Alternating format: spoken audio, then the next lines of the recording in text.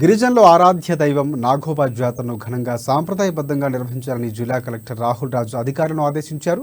ఫిబ్రవరి నెల 9 నుంచి 15వ తేదీ వరకు నిర్వహించనున్న జాతర ఏర్పాట్లపై గురువారం ఇంద్రవెల్లి మండలం కేస్లాపూర్ దర్బార్ హాల్లో ఐటీడీఏ ప్రాజెక్టు అధికారి చాహత్ బాజ్పాయ్తో కలిసి కలెక్టర్ సమీక్షించారు. ముందుగా కలెక్టర్ పీఓ నాగోబా జాతరను దర్శించుకుని ప్రత్యేక పూజలు నిర్వహించారు.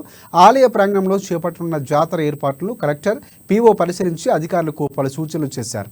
గిరిజనుల ఆరాధ్య దైవం నాగోబా జాతరకు వచ్చే భక్తులకు ఇలాంటి ఇబ్బందులు తలెత్తకుండా అవసరమైన ఏర్పాట్లు చేపట్టాలని అధికారులను ఆదేశించారు.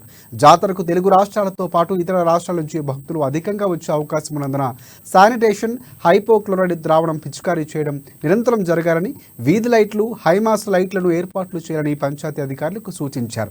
ఇక వైద్య శిబిరాల ఏర్పాటుతో పాటు 104, 108 అంబులెన్సులు సైతం అందుబాటులో ఉంచాలన్నారు.